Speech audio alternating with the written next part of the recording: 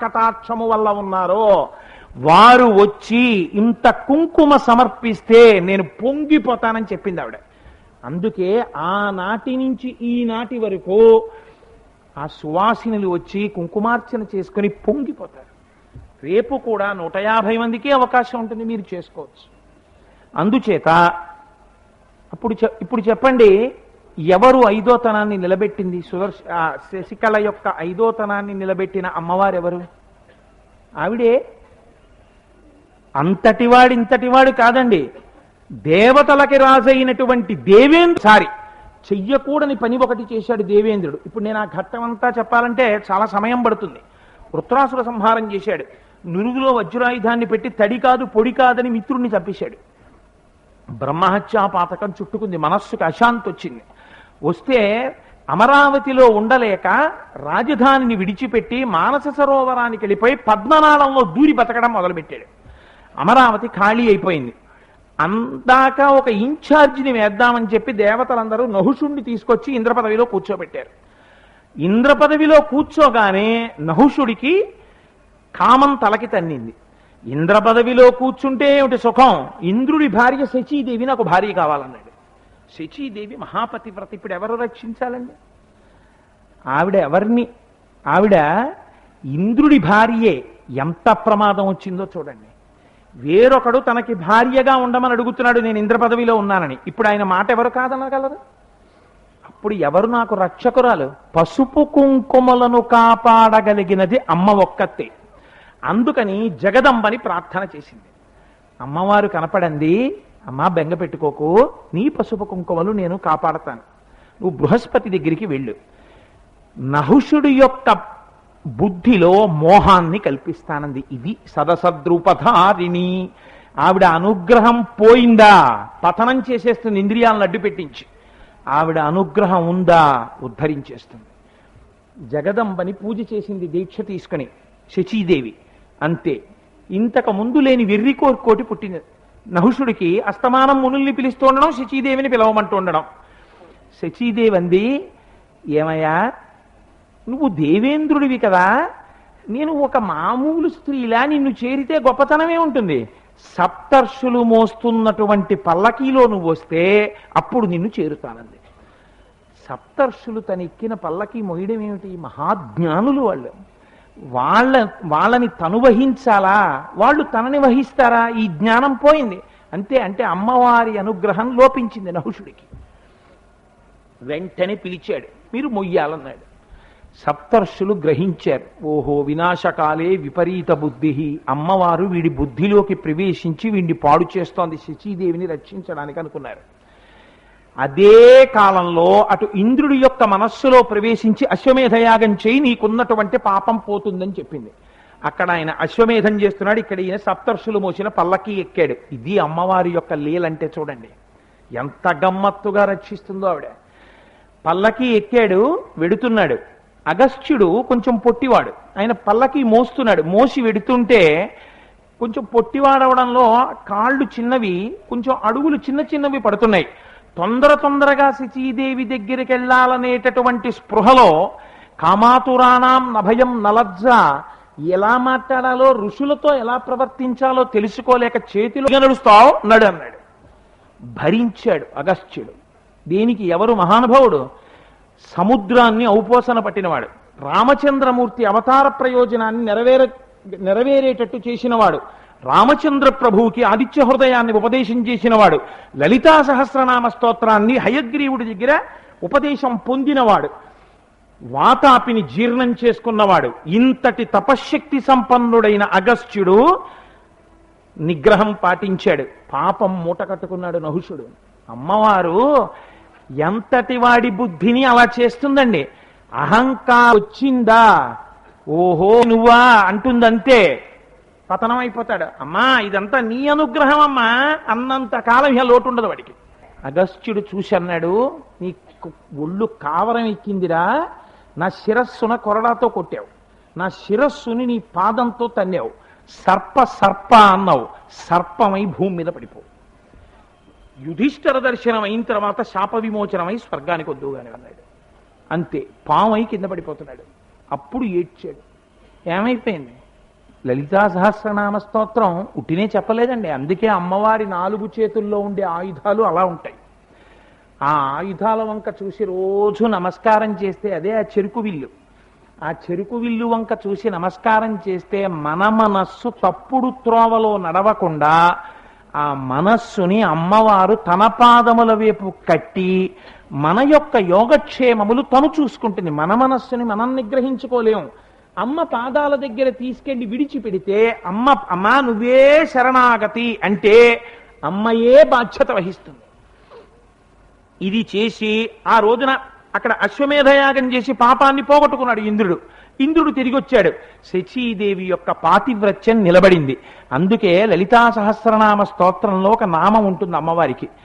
ఇంద్రుడికి ఇంద్ర పదవి మళ్ళీ పోకుండా అలా ఉండగలిగాడంటే పదవిలో ఎవరి వల్ల తెలుసా అండి?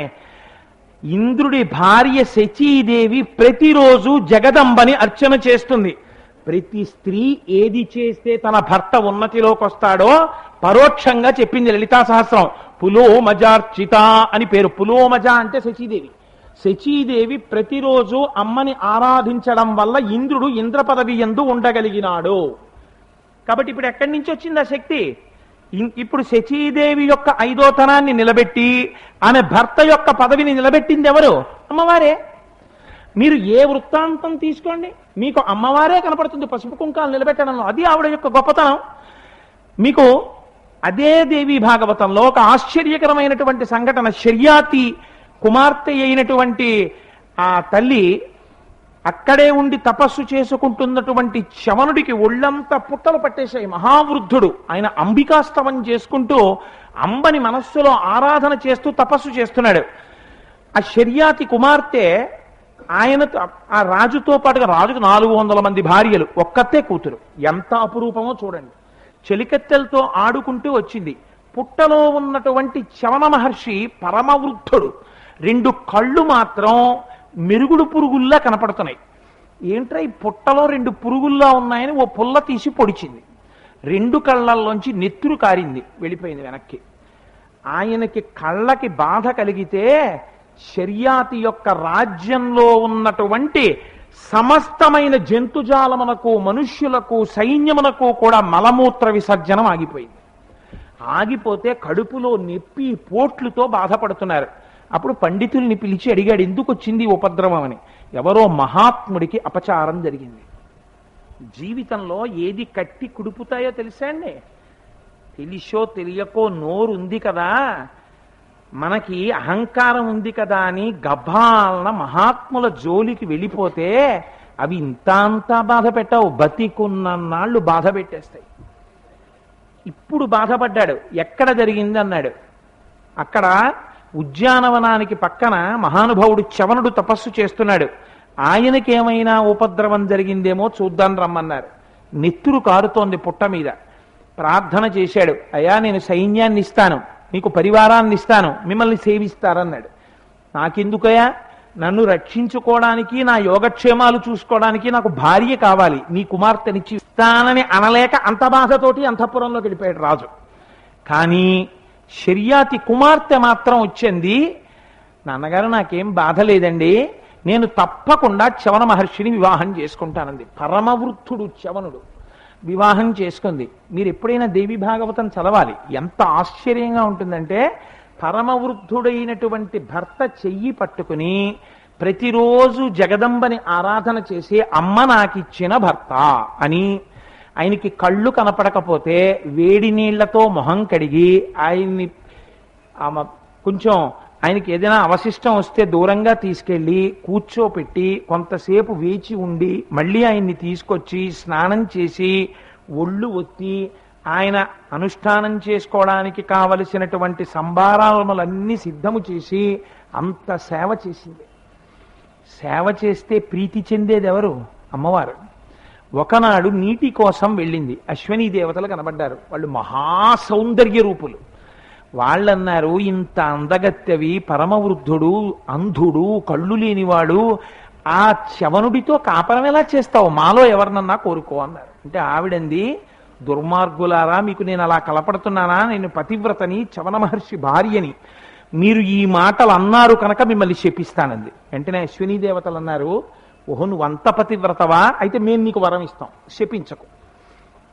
నీ భర్తకి కళ్ళిస్తాం, ఎందుకంటే మేము దేవవైద్యులం, మాకు ఆ శక్తి ఉంది.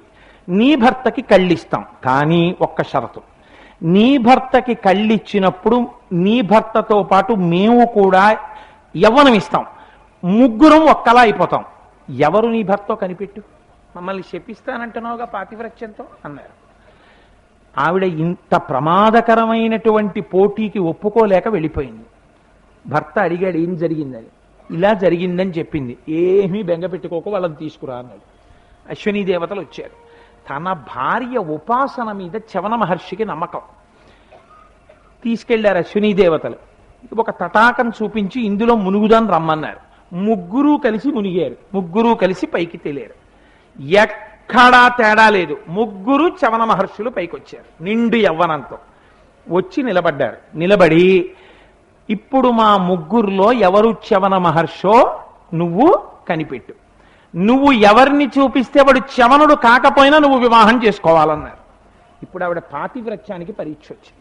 చవనుడు ఎవరో కనిపెట్టాలి. కానీ పైకి చవను వారిని స్తోత్రం చేసింది. నమ పద్మోద్భవే దేవి నమ శంకర వల్లభే విష్ణుపత్ని నమస్తుభ్యం వేదమాత సరస్వతి ఇదం జగం త్వయా సృష్టం సర్వం స్థావర జంగమం బుద్ధిదాసి త్వమజ్ఞానాజ్ఞానినా మోక్షదా సదా సిద్ధిదా యోగినా మంబాజయదా కీర్తిదా పునః శరణం త్వాం ప్రపన్నాస్మి విస్మయం పరమంగతాః అని. అమ్మా నేను నీకు శరణు చెప్తున్నాను. నేను ఎలా చెప్పగలను? ముగ్గురు ఒకే రూపాలతో ఉన్నారు. నేను పొరపాట్న వేలు ఇంకొక వేపుకి కాని చూపించానా నా పాతివ్రత్యం? అమ్మా ఈ పరీక్షలో నేను ఉత్తీర్ణురాలనయ్యేటట్టు నువ్వే నన్ను అనుగ్రహించి నా పాతివ్రత్యమును నిలబెట్టావు. నా భర్తని తెలుసుకునే అమ్మవారి అనుగ్రహం ఆవిడిలోకి ప్రవేశించింది, తన భర్తని గుర్తుపట్టేసింది. అంతే. పరమ సంతోషంగా నిండు యవ్వనంతో ఉన్నటువంటి భర్తతో సంతోషంగా కాలం గడిపింది. ఎవరు రక్షించారండి ఆవిడ్ని? అమ్మవారు రక్షించలా? ఇది దృష్టిలో పెట్టుకునే శంకర భగవత్పాదులు సౌందర్య లహరిలో ఒక మాట అంటారు. ఇదే దేవీ తత్వం అంటే. ఇంకింతకన్నా శవరన్నవరాత్రులలో మీకు ఒక విచిత్రం చెప్పనండి. ఇందులో ప్రతి ఘట్టం విన్నందుచేత కూడా భర్తకి వస్తున్న ఉపద్రవాలు గట్టెక్కి పసుపు కుంకాలు నిలబడతాయి. అంత పరమోత్కృష్టమైన ఆఖ్యానములవన్నీ. అందుకే వాటినే ఉదాహరణలుగా చెప్పాను నేను ఇవాళ. అమ్మ ఎంతగా పసుపు కుంకుమల్ని మంగళసూత్రాన్ని రక్షిస్తుందో చెప్పడానికి. అందుకే శంకరులు కూడా అంటారు, సుధామప్యాస్వాద్య ప్రతిభయజరా మృత్యుహరిణి విపద్యంతే విశ్వే విధిశతముఖాత్యాది విశద కరాళం యచ్వేళం కబళతవత కాలకలన నశంభోస్తన్మూలం తవ జనని తాటంక మహిమా. మా సత్యనారాయణకి మహా ఇష్టం. సుధామప్యాస్వాద్య ప్రతిభయజరా మృత్యుహరిణి. దేవతలందరూ కలిసి క్షీర సముద్రాన్ని చిలికారు. దేనికి? వృద్ధాప్యం రాకూడదు, మృత్యువు రాకూడదు అని. ఇంత చిలికితే అమృతం వచ్చింది, తాగారు. తాగినటువంటి వాళ్ళందరూ బతికి ఉండిపోయారని మీరు అనుకుంటున్నారా? అసలు నిజంగా అలా బ్రతికి ఉండిపోతే శంకరుడి మెడలో కపాలమాల ఎందుకు ఉంటుందండి? ఆయన చేతకాక మెడలో కపాలమాల వేసుకున్నాడు అనుకుంటున్నారా? శంకరాచార్యులు వారు చెప్పారు ఈ రహస్యాన్ని. బ్రహ్మమస్తకావలీ నిబద్ధతే నమః శివాయ అని. వెళ్ళిపోయినటువంటి ప్రతి బ్రహ్మ యొక్క పుర్రె తీసుకుని, అయ్యో పాపం వీడందరికన్నా ముందొచ్చి నా మాట విని సృష్టి చేశాడు, వీడి పుర్రె కూడా రుద్రభూమిలో పడిపో ఉండడమా అని ఒక్కొక్కటి తీసో తాడు గుచ్చుకుని మెడలో వేసుకున్నాడు. అదో పెద్ద మాలైంది. అంటే ఇంతమంది వెళ్ళిపోయారు, కానీ ఆయన మాత్రం అలా సాక్షి. అదేమిటమ్మా, శంకరుడికి ఎప్పుడూ ఇబ్బంది రాలేదు.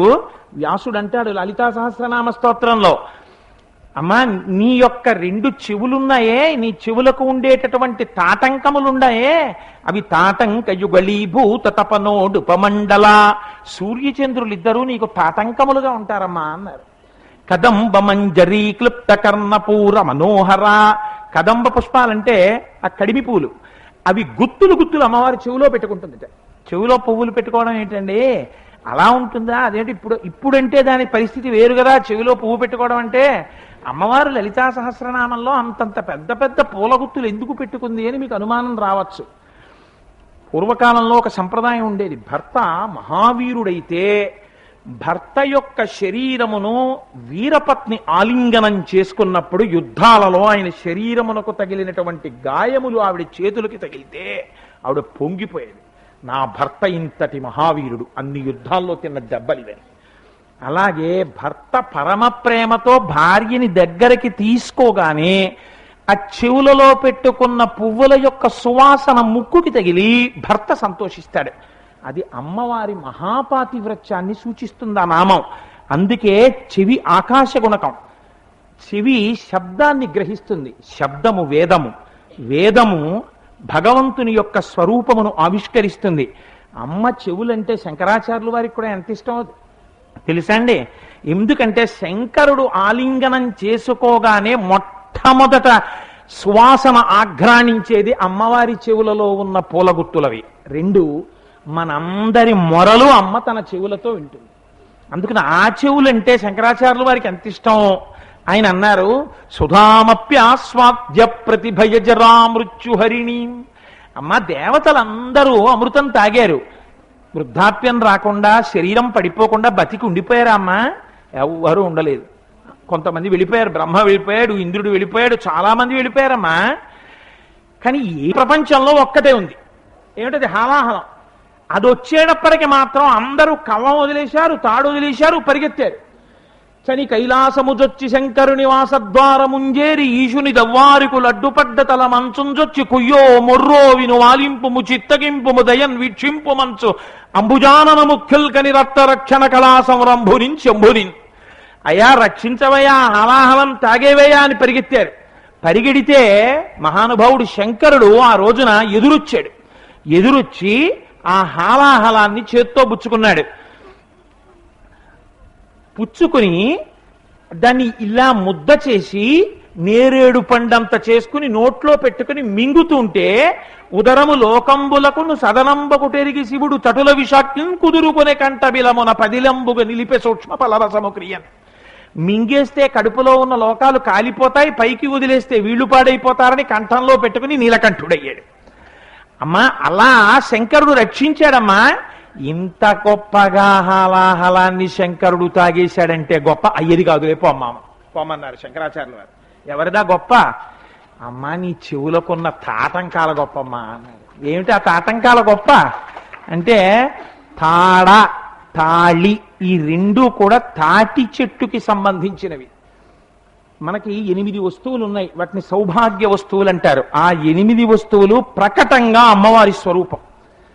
అనుములు, ఉప్పు, పెరుగు, ఎర్రటి పువ్వు. అందుకే ఎర్రటి పువ్వు అమ్మవారికి పూజ చేస్తే మహాప్రీతి.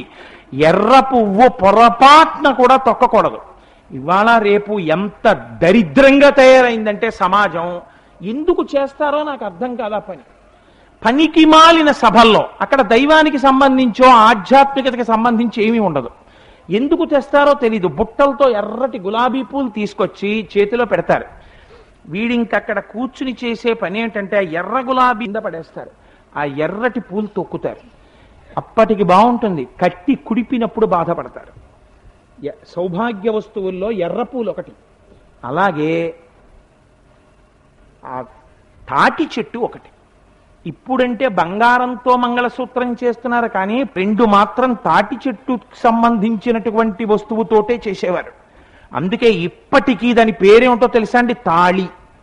తాళి అంటే తాళ వృక్షము, తాటి చెట్టు. అందుకే పెద్దలైన వారు, నిష్ణాతులైన వారు, తెలుసున్న వారైతే చంద్రశేఖర పరమాచార్య స్వామి వారు హెచ్చరిక చేశారు. ఆడపిల్ల మెడలో మంగళసూత్రం కట్టించినప్పుడు తప్పకుండా ఒక తాటాకు ముక్క తీసుకొచ్చి మంగళసూత్రంలోకి గుచ్చాలి. ఎందుకో తెలుసా అండి? దాని పేరు తాళి. తాళి అంటే తాళమునకు సంబంధించినది, తాటి చెట్టుకి సంబంధించింది. అలాగే ఆడపిల్లకి చెవులు కుట్టిన తర్వాత మొట్టమొదట తాటాకే పెట్టాలి. ఎందుచేత? అది సౌభాగ్య వస్తువు. తరువాత మార్చనప్పుడు ఒక పని చేస్తారు, పువ్వు పెట్టుకుంటారు. ఒక మధ్యలో కర్ణిక పెట్టి